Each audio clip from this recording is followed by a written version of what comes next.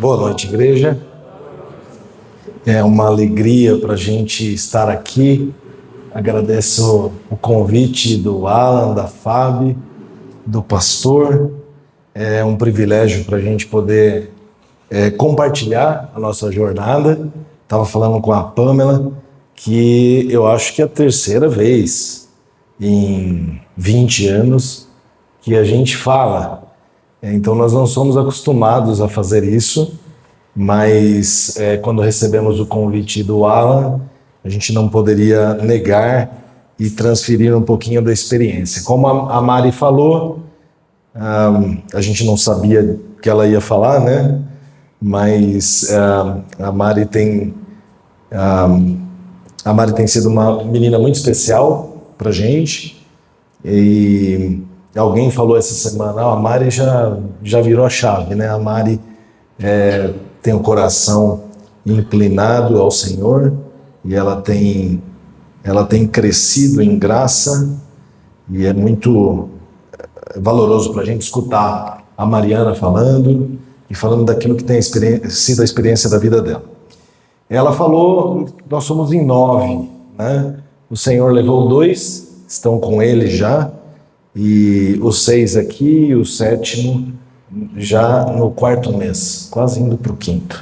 E o Senhor tem cuidado da gente. Chegamos aqui em Santa Catarina em 2013, a primeira vez. Estamos há 12 anos aqui em Santa Catarina, viemos do interior de São Paulo, sou paulistano, a Pamela pernambucana, nos encontramos em 2000, casamos em 2006, em fevereiro do ano que vem faremos 20 anos de casados. E eu vim para Santa Catarina a trabalho, e então aqui a gente teve alguns momentos importantes, ainda em 2013, depois ficamos um pouco longe, mas em 2016 definitivamente viemos para cá. E nós tivemos alguns encontros celestiais, né? Eu ia falar de um, mas acho que nós tivemos 2, né? O primeiro foi da Cida, que está aqui. Ela fica com uma vergonha, né? Mas Jesus usou a vida da Cida para cuidar da gente durante 10 anos? Muitos anos. Muitos anos. A gente viu Jesus em você, viu, Cida? Eu agradeço a Deus pela tua vida. Você foi uma marca de Jesus na nossa jornada aqui, quando a gente chegou e não tínhamos ninguém. E ela sempre cuidou da gente ali, das nossas crianças. E foi uma bênção. E quando chegamos aqui, fomos para a primeira igreja batista de Balneário Camboriú, aqui pertinho de vocês. E nós tivemos um encontro com uma família que deixou algumas marcas no nosso coração, que foi um encontro que mudou a nossa perspectiva, que foi a família de Sukayama. Eu não sei quem conhece, eles moravam aqui em Camboriú mesmo, né? E nós ficamos pouquíssimo tempo com eles. Foram 1 ou 2 anos, mas foi uma família que deixaram marcas, e muito do que vocês vão escutar aqui são marcas deles e certamente de Jesus na nossa vida. E hoje eles estão no Japão, numa igreja lá em cima, no Japão. Nagayo, em Nagasaki. E eles já abriram uma igreja e estão com 7 filhos. E tudo que a gente vai falar aqui nasceu desse encontro, ou pelo menos a abertura da perspectiva desse encontro. Nosso intuito não é falar sobre nossas experiências, obviamente vamos falar algumas, mas o nosso intuito é evidenciar a palavra. Nós temos sido afetados, confrontados pela palavra, e isso tem mudado a nossa perspectiva de vida, e a nossa intenção aqui é falar sobre o que ela diz. Então, assuntos difíceis, alguns deles, que nós vamos tratar, algumas questões que talvez a ciência seja controvérsia, ou aquilo que o mundo externo tem nos carregado e falado da gente, mas a gente quer falar com graça e com cuidado, porque não é sobre acusação, é sobre abrirmos os nossos olhos, né? Em Oséias 4,6, a palavra diz que o meu povo perece por falta de entendimento. Às vezes a gente não tem entendimento. E esse encontro, lá em 2013, mudou a nossa perspectiva, mudou a nossa visão sobre família. Naquele momento nós tínhamos a Mari, com 3 anos de idade, ela tinha nascido em 2010, e o Davizinho chegou aqui na barriga, né? Ele nasceu aqui em Balneário Camboriú. A Mari nasceu em Campinas, o Davi em Balneário Camboriú, o Gui em Campinas, depois o Benjamin é peixeiro de Itajaí, a Helena é uma peixeirinha também de Itajaí, e o João nasceu aqui também em Balneário. Então, nosso intuito é transferir isso que Deus tem feito muitas coisas, a nossa família tem crescido e a gente tem várias questões que acontecem ao longo da nossa jornada, Pan, e nos vêm várias perguntas, né? As perguntas mais clássicas vocês não têm televisão em casa, né? O que acontece, né, com vocês? É atípico e a gente, eu me recordo naquele momento em 2013, a discussão era por que ter filhos, por que ter muitos filhos, e por que ter filhos era a conversa na mesa de jantar da casa do Fábio. E ele diz assim, me responda por que não ter? Por que não ter? E a gente ficou meio engasgado ali, porque eu não sabia responder. Mas nos vem uma pergunta, Pan, eu já estou falando demais, né? Mas uma pergunta nos vem e a gente precisa explorar algumas questões. Então a gente quer deixar, para começar a nossa fala, que vocês pensem por que e para que ter filhos. Por que nós temos filhos e para que nós temos filhos? E tudo que a gente falar aqui, a gente quer que vocês levem à luz da palavra de Deus. Aquilo que vocês concordarem muito, porque às vezes é algo que nos traz um conforto e a gente concorda com aquilo que fala, né? E aquilo que vocês discordarem muito ou completamente. Que às vezes é algo que o Senhor quer mexer em nós. E a gente precisa renovar a nossa mente à luz da palavra de Deus. Então, a gente vive um tempo que é claro para todos nós um ataque muito aberto, não é nada velado mais, contra a família. Né? A gente vive esse ataque diariamente, começando o ataque pelo casamento. A gente não vai nem falar de filhos primeiro, né? A gente vive esse ataque, já foi velado, hoje em dia não é mais. E a gente vê o povo de Deus seguindo por caminhos muito perigosos, né? Se afastando daquilo que é o plano original de Deus. Porque a gente vai se conformando, é tudo tão sutil, as coisas vão entrando de uma maneira que a gente não percebe. Então, nós dois nascemos em lar cristão, e quando nós conhecemos a família de Tsukayama, a gente achou tão diferente aquilo que eles falavam, e a gente falava, como que a gente nunca viu isso nas escrituras? Como que a gente nunca percebeu desse jeito, né? Pela graça, eles nos discipularam, caminharam conosco, nos ensinaram a ser esposa, marido, mãe, servos de Deus, né? A olhar o outro com um olhar de servo, e aquilo tudo para a gente foi tão... foi um desvendar dos nossos olhos para as escrituras. Porque, infelizmente, hoje, até o óbvio precisa ser dito. Coisas óbvias a gente precisa falar. Hoje a gente questiona se a grama é verde mesmo. As pessoas falam coisas para a gente fala, mas será que é assim mesmo? Não parece mais que é. E a gente precisa despertar urgentemente, né? A gente tem uma guerra contra as nossas crianças acontecendo debaixo dos nossos olhos. E a gente tem estado em silêncio, né? A gente tem estado quieto, a gente vê as nossas igrejas com cada vez menos jovens, poucos jovens, poucas crianças, né? Às vezes a gente vê a igreja com muitos jovens, mas a gente já vê que a palavra já não é tão fundamento, né? Quando a gente tem um firme fundamento das escrituras, a gente vê uma igreja que está envelhecendo. A gente não vê crianças, a gente não vê adolescentes e não vê jovens, e isso deve nos preocupar. né? Então, para a gente começar, eu queria que vocês abrissem Malaquias 2,15. Antes da gente falar de família e filhos, vamos começar do começo. O que o Senhor diz sobre casamento, né? Então, Malaquias 2,15. Claro. Obrigado, obrigada. pastor. Obrigado. Mais uma para ele. Muito obrigado. Malaquias 2,15. Não foi o Senhor, não fez o Senhor mesmo que havendo nele um pouco de espírito? E por que somente ele buscava a descendência que prometera. Portanto, cuidai de vós mesmos, e ninguém seja infiel para com a mulher da sua mocidade. Ele fala, o que ele espera? Buscava a descendência que prometera. Em outras traduções, ele espera uma descendência consagrada a ele.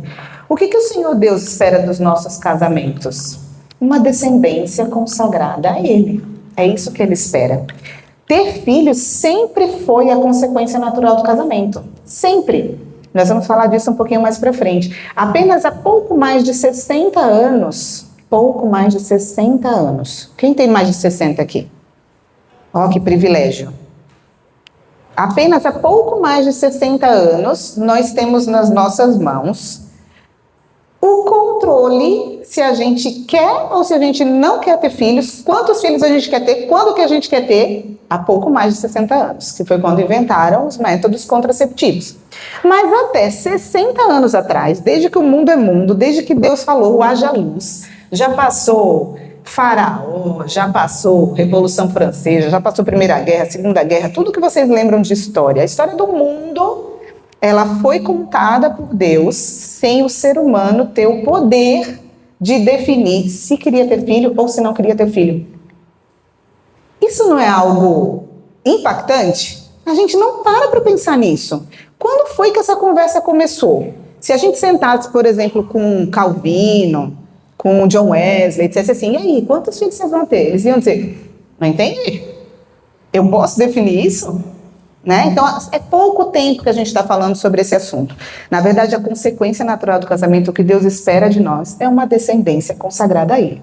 E mais impactante ainda, em Efésios 5, 31 e 32, olha que coisa linda que fala sobre casamento. Eu vou esperar a versão daqui, que a minha versão é NVI, eu acho que é diferente de você. Efésios 5, 31 e 32. Põe 31 antes, por favor.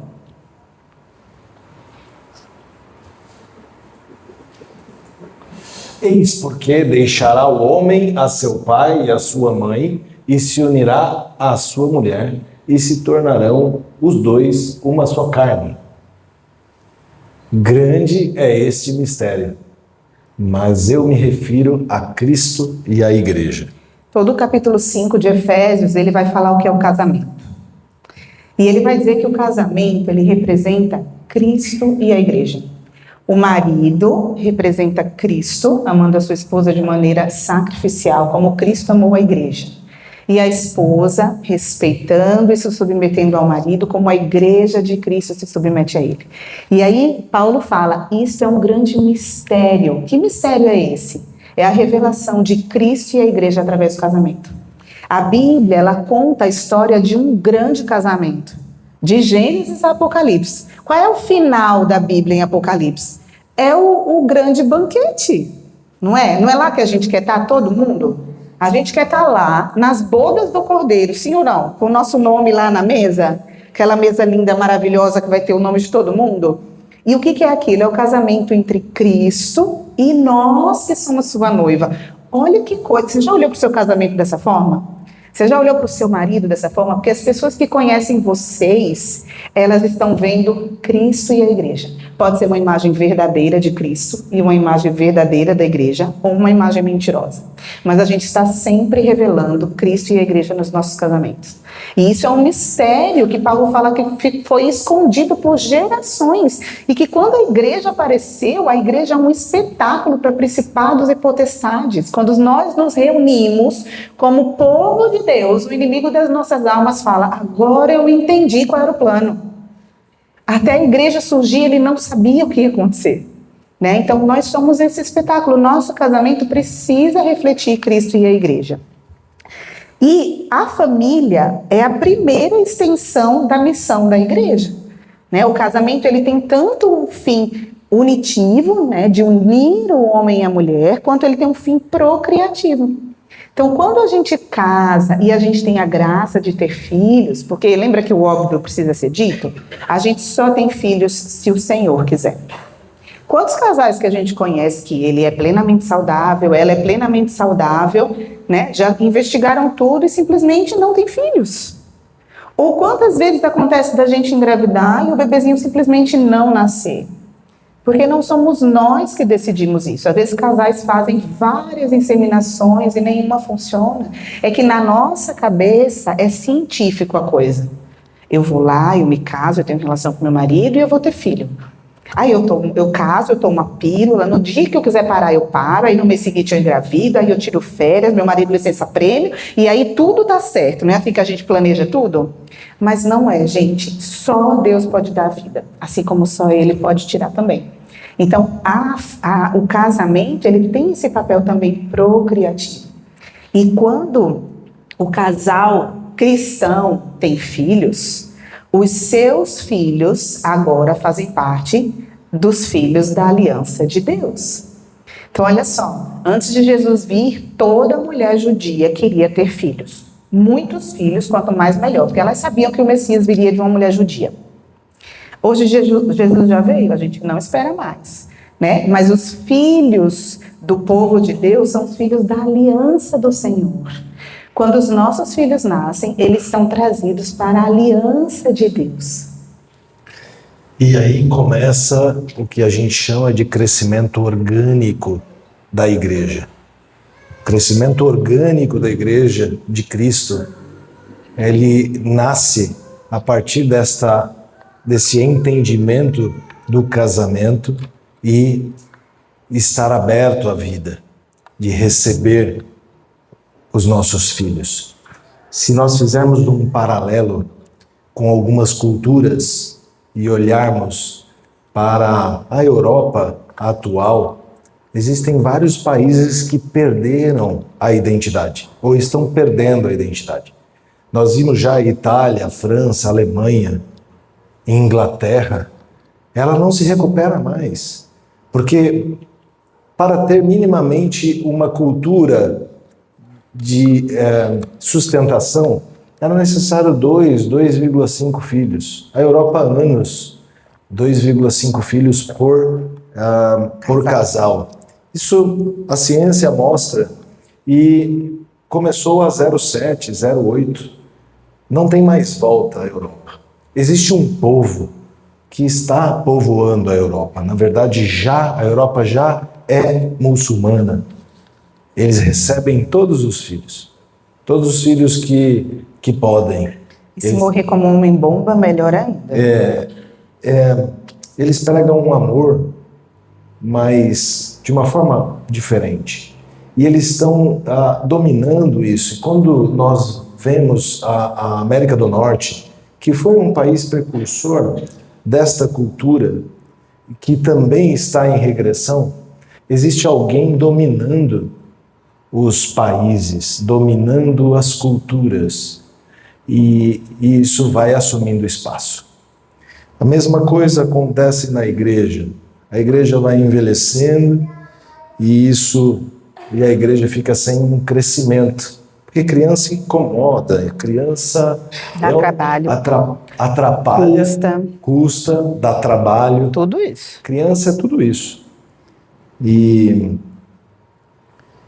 quando a gente olha o Velho Testamento, e eu peço que vocês abram em Deuteronômio 6, de 5 a 7, essa é a primeira perspectiva, ainda ao cruzar o mar na saída do Egito, quando eles estão entrando na Terra Prometida. Então, Deuteronômio 6, 5 a 7. Moisés disse assim para o povo: amarás, pois, o Senhor teu Deus de todo o teu coração, de toda a tua alma e de toda a tua força. Essas palavras que hoje te ordeno estarão no teu coração. Tu as inculcarás a teus filhos e delas falarás, assentado em tua casa e andando pelo caminho, ao deitar-te e ao levantar-te.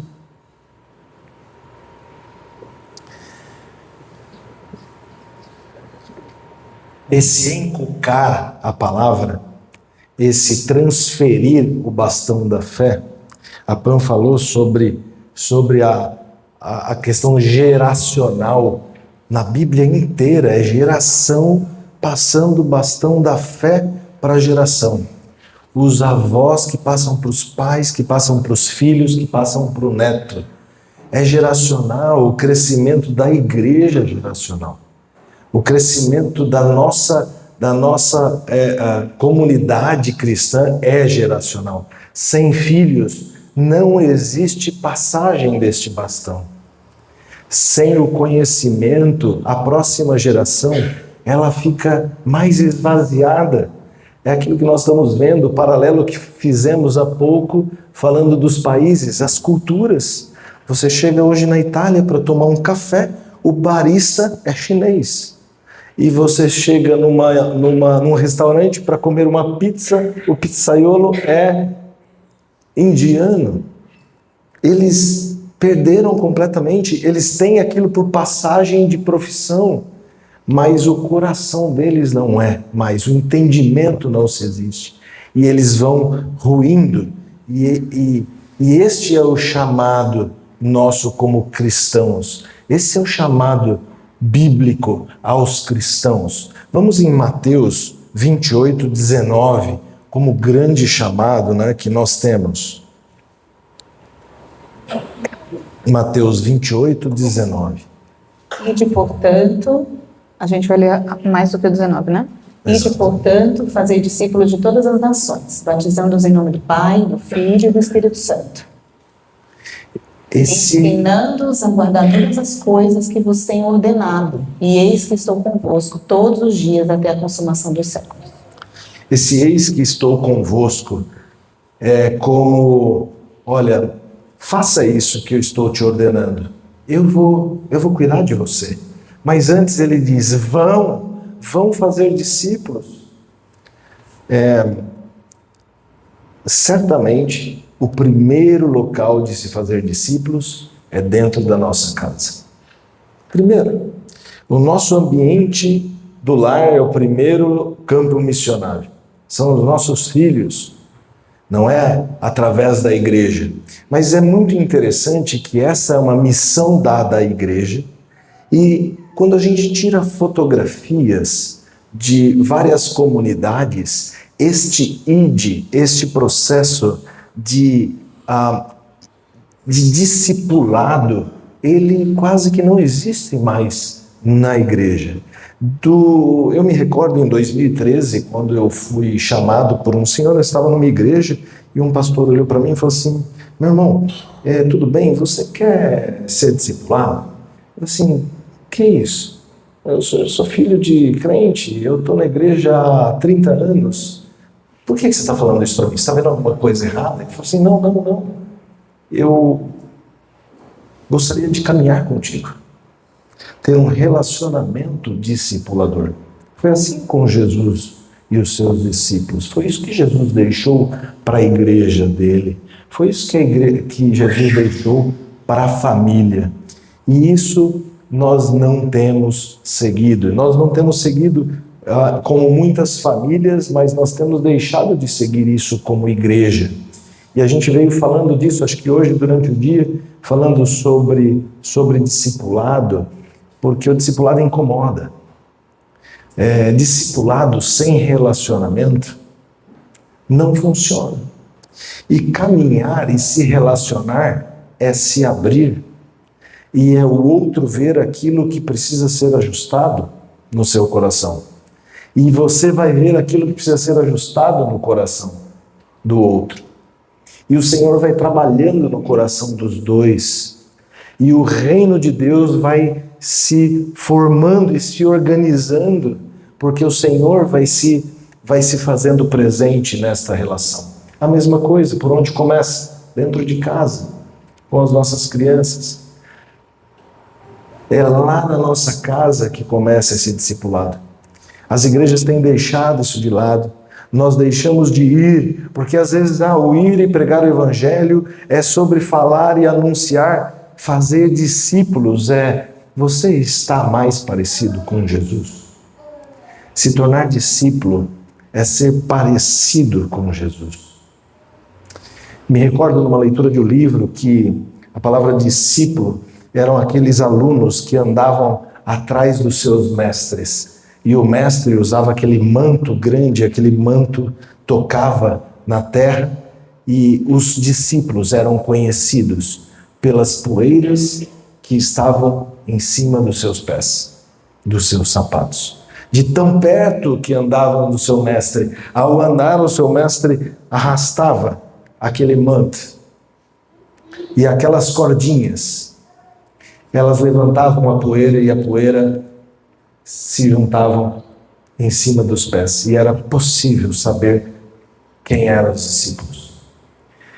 E esse é o chamado da igreja, esse é o chamado do casamento, esse é o chamado aos pais que precisam discipular os seus filhos. Essa não é uma responsabilidade da igreja, só da igreja. Certamente a igreja, ela consegue estruturar isso, organizar esse chamado e dizer, irmãos, nós precisamos caminhar juntos, nós precisamos nos relacionar, nós precisamos estudar a palavra, entender o que essa palavra tem afetado ao meu coração. E quando eu olho e falo assim, maridos, eu preciso amar a minha esposa assim como Cristo amou a igreja. Eu estou fazendo isso? Como eu faço isso? Quais são as minhas dificuldades? E olhar para as nossas famílias e olhar para os nossos filhos, porque eles levarão e anunciarão o evangelho à próxima geração. As nossas crianças, elas são almas com valor eterno. Quando o Senhor coloca um bebezinho no ventre de uma mãe, aquela alma só tem dois caminhos, ou é céu ou inferno. Ela não vai desintegrar, ela não vai desaparecer, ou é céu ou inferno. Então, na hora que a gente olha para os nossos filhos, sabe aquela desobediência, teimosia, aquela canseira, você olha para o olho daquela criança e fala assim, Jesus, salva a alma dessa criança.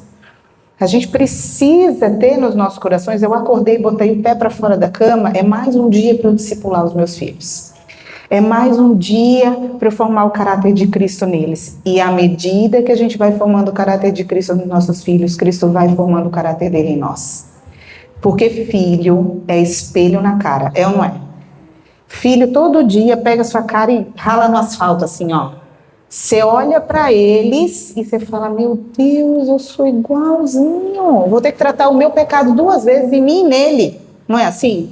Como que é o nome do irmão que eu esqueci?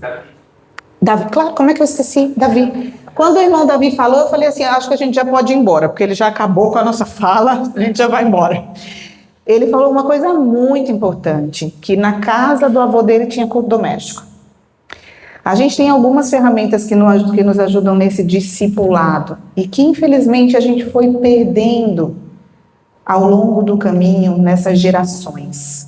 Os nossos irmãos puritanos, que vieram um pouco antes da gente, eles tinham o hábito do culto doméstico, era algo natural o culto doméstico, natural, é algo que nós fazemos naturalmente, E culto doméstico não é nada demais, é um louvor, uma oração, nessa oração a gente compartilha.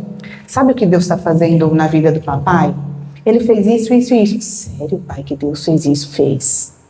Você sabe que a mamãe está precisando de oração por isso, isso está acontecendo na nossa casa.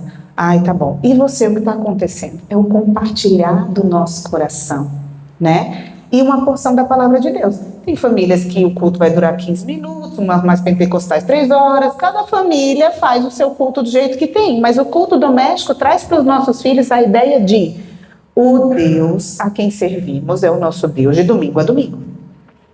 O meu Deus não é o Deus quando eu vou lá na igreja domingo, que tenho que ficar lá sentado. Ai, pastor, está demorando para terminar, eu quero ir para a salinha. Não quero ficar aqui, Porque a gente tem uma luta muito grande com as crianças hoje. É muita coisa atraindo eles para fora, Então, a igreja, como a Roberta estava falando, é o nosso auxílio no trazê-los para dentro. Quem tem que estar dentro das nossas casas? Nossos irmãos, com os seus filhos, ensinando a mesma coisa. Olha o que o meu pai ensina, o tio fulano também ensina para o filho dele, o tio ciclano ensina para o filho dele, e a igreja faz isso, ela traz esse complemento, esse corpo, e eles falam assim, eu faço parte da família de Deus. Eu estou aqui e Deus existe de verdade. Sabe, a nossa pequena de 5 anos, nós perdemos a vovó há uns meses atrás. E aí ela tem feito algumas perguntas e um dia ela falou assim para mim, mãe, a vovó morreu, né? Eu falei, ela falou assim, e agora ela está onde? Eu falei, ela está com Jesus. Então é assim, ó, eu vi que enterrava a vovó. Aí a gente finge que ela foi para o céu? Porque ela falou assim, eu vi que o corpo dela estava ali, né? A gente finge que ela vai para o céu? Né? E você olha e fala assim, puxa, a gente não imagina que tem algumas coisas na cabecinha das nossas crianças que às vezes elas possam achar que não é real.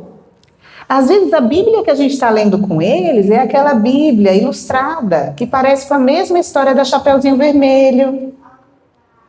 E a gente acha que eles não entendem a Bíblia. Gente, a geração ChatGPT, você não tinha isso na sua época, eles têm.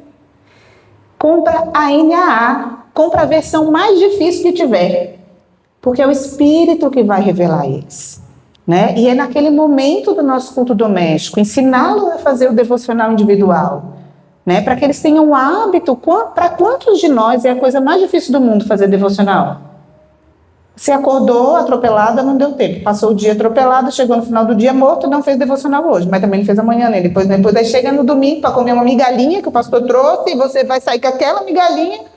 Entendeu? E porque a gente não tem o hábito. E se a gente faz os nossos filhos terem o hábito desde pequeno, isso é muito bom para eles. E vai ser uma luta. Ai, eu não quero. Um capítulo inteiro? Não pode ser só 3 versículos. Porque é assim, né? Eles são preguiçosos, como nós somos preguiçosos, né?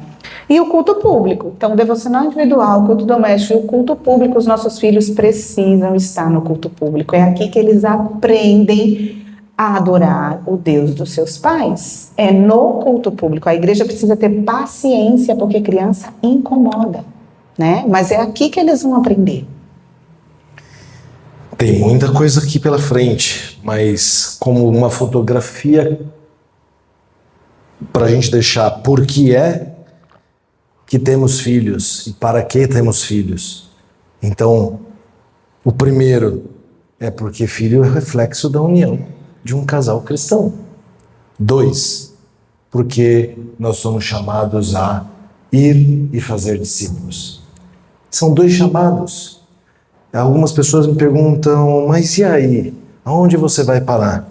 E eu digo, aonde eu vou parar de obedecer? Porque começamos a entender como obediência. E por que os cristãos não querem ter mais filhos, Pan? Porque é que nós, cada dia que passa, a gente vê a mais gente não querendo ter filho, mesmo olhando para essa perspectiva. Quando a gente vê famílias que a gente chama do mundo, né? Quando a gente vê as famílias dizendo assim, eu não vou ter filho não, né? Ou se eu for ter filho depois que eu me formar, comprar meu apartamento, meu carro, viajar para Disney, fizer um mochilão na Europa, aí pode ser que eu tenha filhos, né? Porque filho dá gasto, dá trabalho, incomoda, aquilo tudo verdade. Tem nada mentira nisso daí, né? Então, quando você vê uma pessoa que não sabe o propósito de ter filho dizendo que não quer ter filhos, você até entende. Mas quando você vê o povo de Deus dizendo que não quer ter filhos, a gente precisa se arrepiar. E a gente tem visto muito isso. Nossos jovens casais não querem ter filhos. Eles não querem. Né? Então, a gente precisa entender o propósito. Se a gente souber o propósito, a gente faz o que a gente faz. Se a gente souber o propósito do casamento, a gente casa. Se a gente não souber o propósito, não vai dar certo. Não vai dar certo. Né? Então, por que o povo de Deus não quer ter filhos? Né? Uma das coisas para a gente pensar são as pressões externas. A gente sofre muitas pressões externas, né?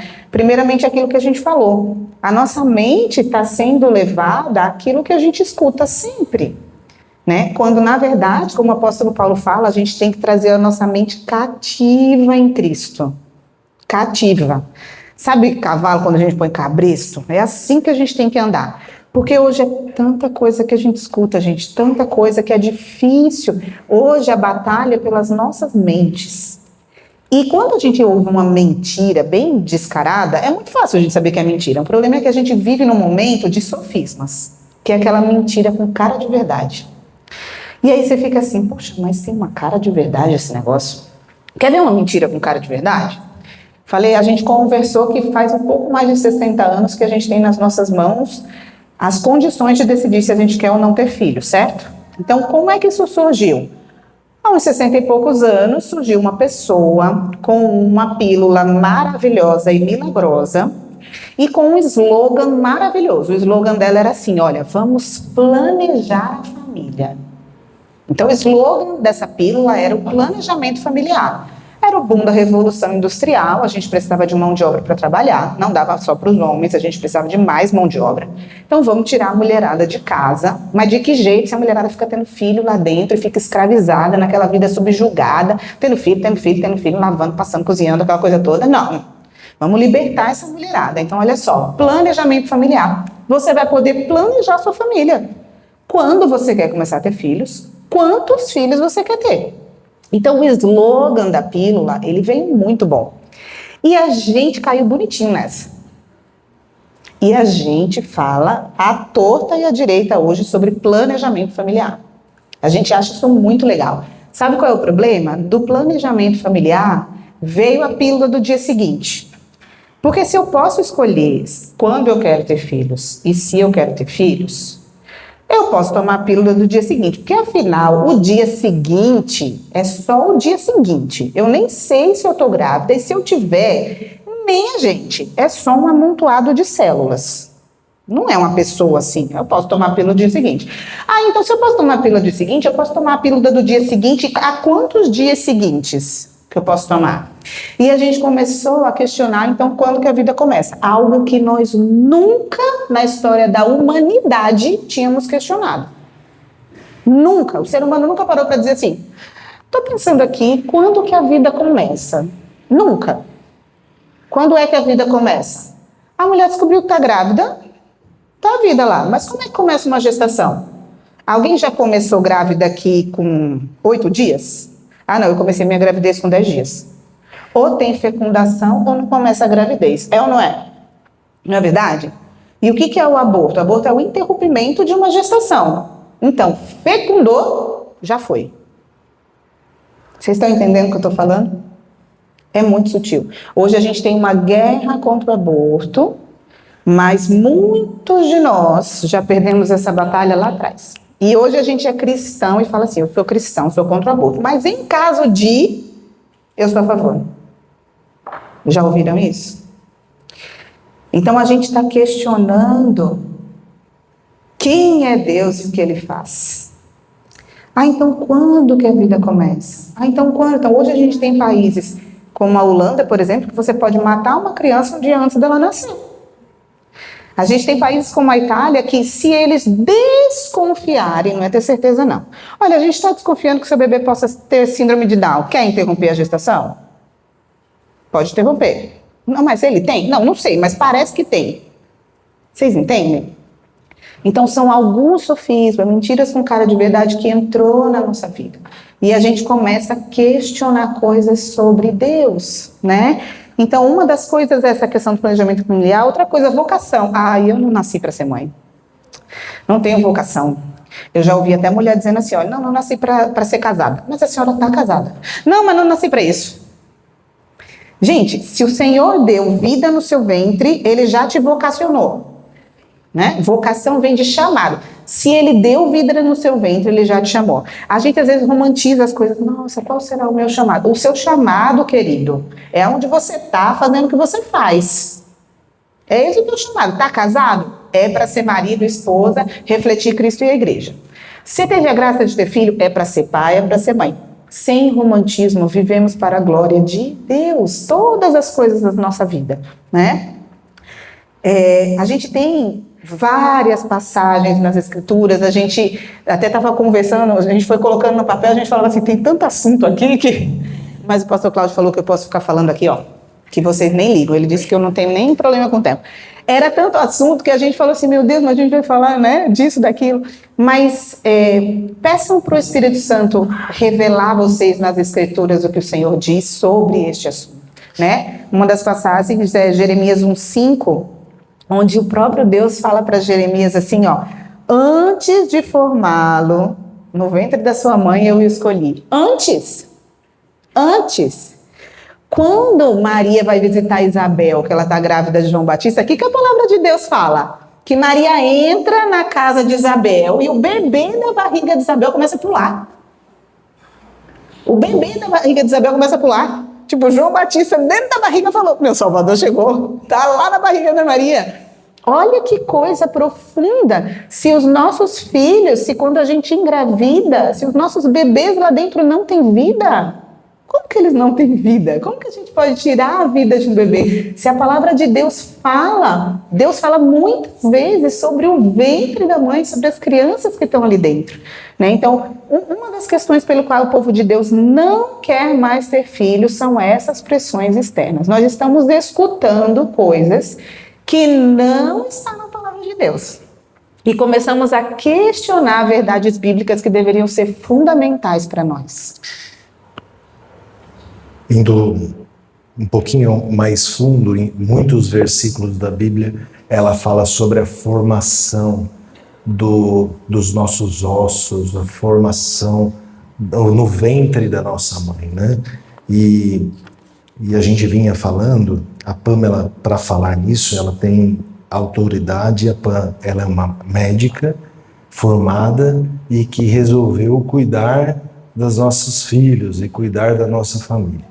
E quando ela começa a falar sobre anticoncepcionais, sobre DIU, eu vou um pouquinho mais além aqui, é que nós estamos vivendo hoje um dos maiores infanticídios da humanidade. Nós estamos neste momento, e assim, a gente pode falar do mundo, tá bom, irmãos? E eu não estou aqui, como disse no início, em acusação. Eu estou em alerta. A igreja faz parte disso. Quando a gente olha os textos do Velho Testamento, falando sobre o deus Moloque, as crianças que eram sacrificadas no ventre daquele ídolo, nós estamos fritando crianças já fecundadas dentro do ventre das mamães. E alguns aspectos que a gente poderia tratar isso, acho que é um assunto de muito tempo para falar. Mas, além de tirar a libido, isso nós vimos há muitos anos. A gente não tinha esse conhecimento. E o anticoncepcional ele tira a libido da mulher. E aí começa a ficar um negócio estranho. Estranho. Porque nós estamos falando de casamento, nós estamos falando de uma só carne, e isso afasta. Esse é o primeiro. O segundo, você não sabe se fecundou ou não. Em qual momento que este anticoncepcional está entrando em ação? É depois da fecundação ou antes? Tem chance de ser depois. E se nós cremos na palavra, cremos que o Senhor dá a vida e que é na fecundação a vida, nós estamos contrário ao que a palavra nos ensina. E aí então nós vamos falar assim, não, usa o DIU. O DIU é menos problemático. Não, o DIU, ele inflama também o aparelho do útero e durante a fecundação, ou após a fecundação, ele descarta o feto. Aborto dentro da igreja. E vai estudar sobre isso, leia a respeito. A nossa, assim como eu falei da Itália, do café, do barista chinês, isso está dentro da igreja de Cristo. E a gente precisa olhar com cuidado. E a gente precisa olhar aquilo que está acontecendo no nosso meio, porque é o crescimento orgânico do reino que está sendo interrompida. Isso é muito sério. Nós precisamos ter atenção a isso e entender essas metodologias concepcionais. Alguém fala assim, Roberto, mas você não se planeja? Que absurdo, você é contra o planejamento familiar. Eu me planejo. Nós temos nos planejado para receber quantos filhos Deus nos enviar. Nós temos nos planejado, entendido, porque nós temos medo também, nós temos receio. A fé é a caminhada que vai se acrescentando. E nós cremos que a obediência produz. E isso vai se resolver ao longo do caminho. Mas as pressões externas, elas são gigantescas. Nós, quando andamos em um shopping, em algum lugar, as pessoas olham, elas ficam horrorizadas. Parece um ET. Eu ando com ela e falo assim, dá uma olhada, parece um ET. Parece. Mas olha que engraçado, inúmeras vezes nós já fomos parados por idosos que vão até nós e falam assim, licença, são todos seus. Meu Deus, que coisa linda, a gente não vê mais. Idosos, porque os novos não. E isso é escandaloso hoje, mas, gente, não faz muito tempo. É uma geração só atrás da gente. Foi a geração ali, eu tenho 43 anos, foi a geração ali da minha mãe, que foi aquela geração do boom da revolução sexual, do contraceptivo, que se perdeu. Mas a minha avó, né, era uma geração dessa, do tipo, minha filha, eu não posso fazer nada, eu sou casada, eu preciso transar com seu avô e vai ser quando Deus mandar. Era assim, não era? Foi uma geração. Foi uma geração. A gente não está falando aqui de João Calvino, a gente está falando de uma geração em que a gente se perdeu de uma forma, e como o Roberto estava falando, os nossos casamentos se perderam. Por quê? Porque a gente só quer a parte gostosinha do sexo. A gente só quer comer torta de limão. A parte difícil, que é o gerar, o cuidar, a gente não quer, né? E aí, às custas disso, muitos casamentos sofrendo por uso de métodos que fazem com que a mulher não tenha vontade de ter relação sexual, afastando o marido, afastando a família, e a gente nem se toca qual é o motivo. E os nossos casamentos esfriando, casamentos de fachada, casamentos que vão empurrando com a barriga, e já dentro de casa nem vivem como marido e mulher, dentro da igreja de Deus. Quando, na verdade, os nossos casamentos deveriam refletir Cristo e a igreja, e os mais velhos estarem lá na frente dizendo assim para os mais novos, ó, continua, vai dar certo, vai acontecer um monte de coisa, mas a gente está aqui, ó, continua. Mas a gente não vê isso, os jovens casais não veem os mais velhos abanando lá no final da corrida e dizendo, continuem, as nossas meninas mais novas com o bebê no colo, e não tem uma mulher mais velha de Tito II na igreja para ir lá e ajudar ela, para dizer assim, minha filha é assim mesmo, tá tudo bem, vai ficar sem dormir, depois passa, dá aqui essa criança para você descansar um minutinho, assiste o culto hoje que eu vou segurar ela para você. Não aparece uma para ir na casa dessa santa e dizer assim, hoje eu vim lavar sua pilha de roupa, hoje eu trouxe só uma comida para ajudar. Vocês entendem? A história hoje do Instagram, você tem que ter uma rede de apoio.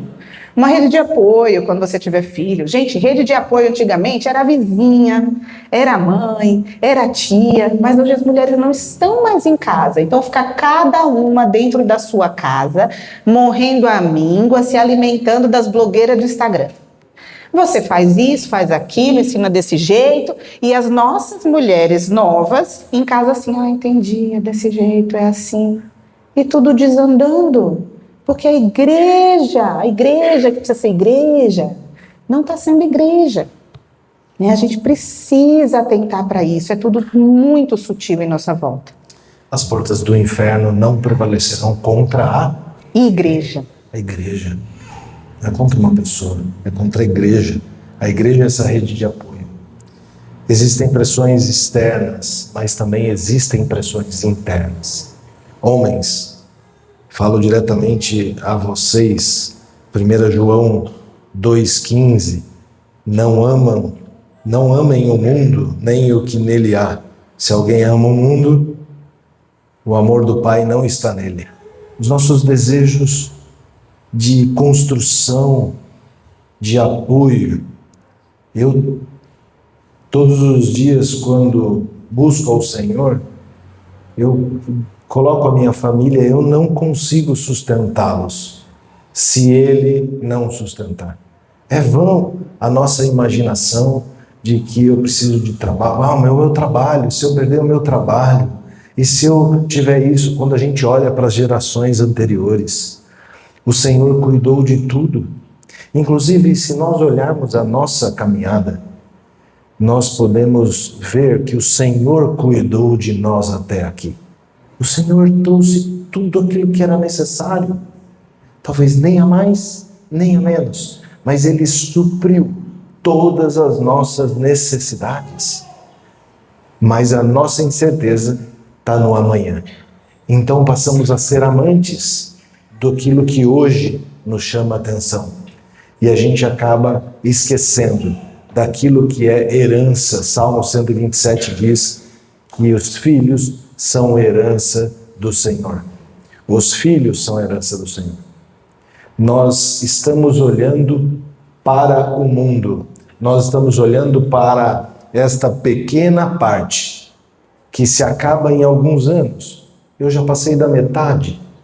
Talvez chegue aos 120, mas não sei se eu vou chegar. Mas a vida é passageira. Nós estamos olhando, todo o nosso empenho é para essa construção, mas nós somos chamados à eternidade. Tudo que nós fazemos aqui tem efeito lá.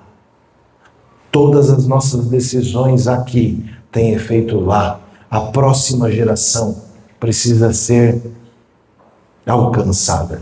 Ela não vai ser alcançada por você. Ela pode ser alcançada pela igreja.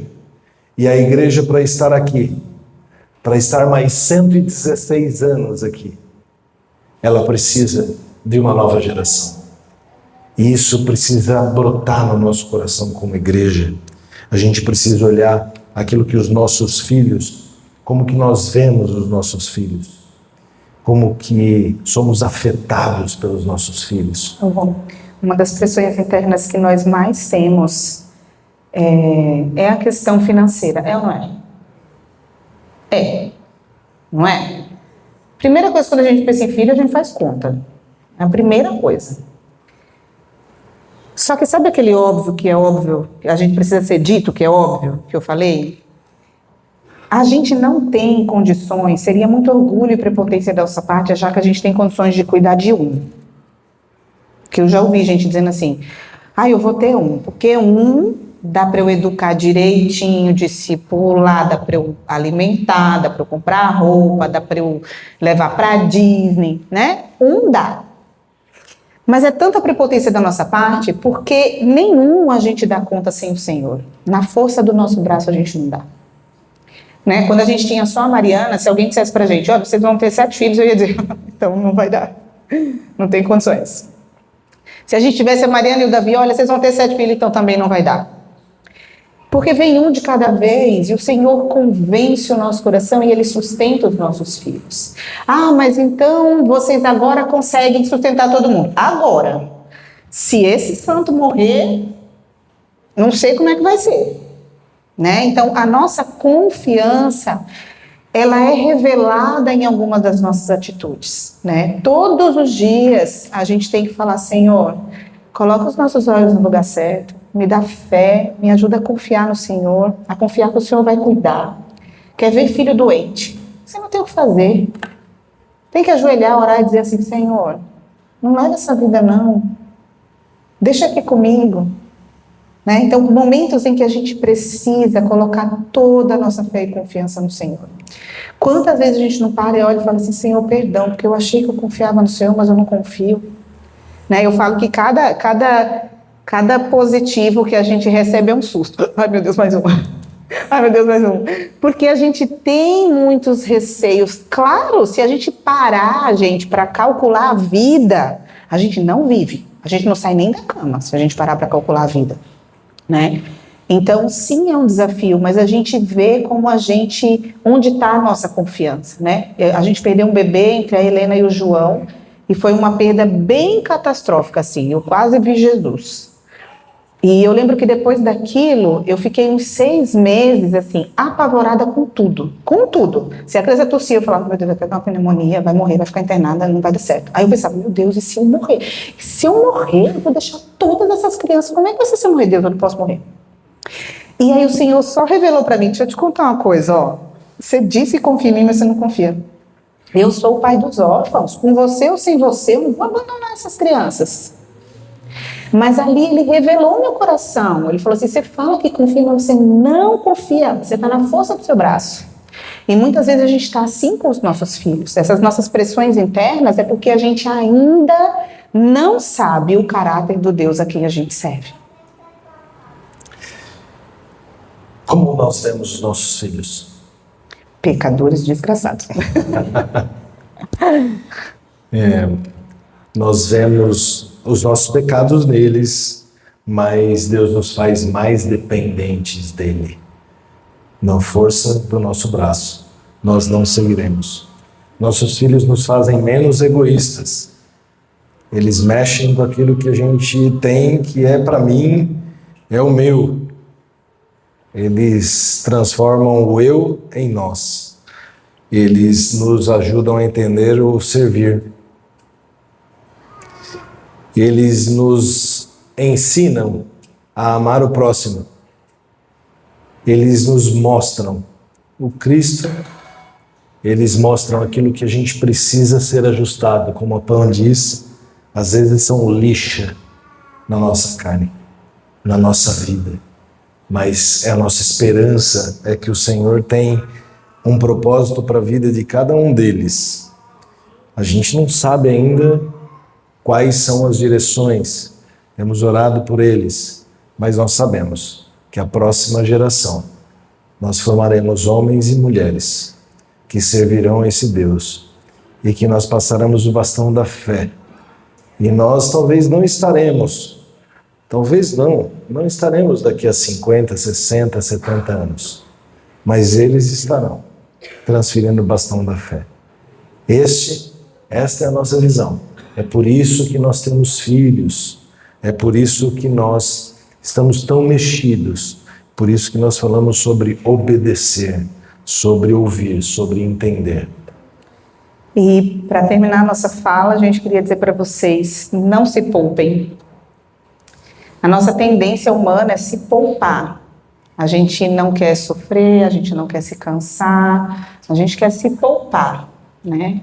E casamento, família e filhos não nos poupam.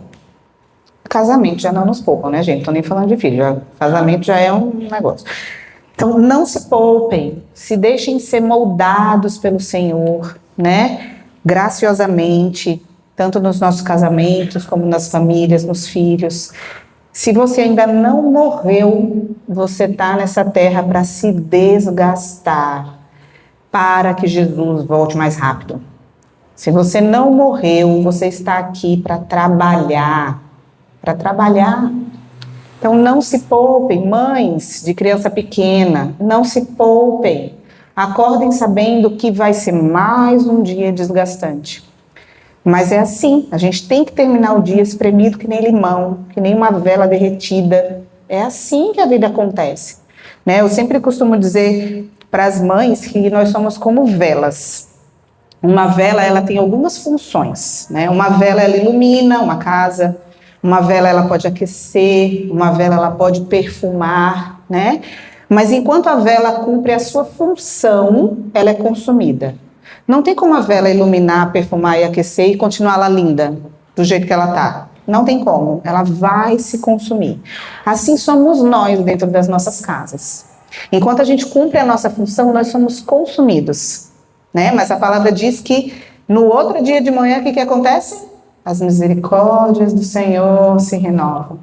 Então nós somos essas velas que todos os dias a gente vai ser consumido, né? Por essa próxima geração. Então não se poupem, até que Cristo venha, a gente vai se desgastar todos os dias das nossas vidas. Amém?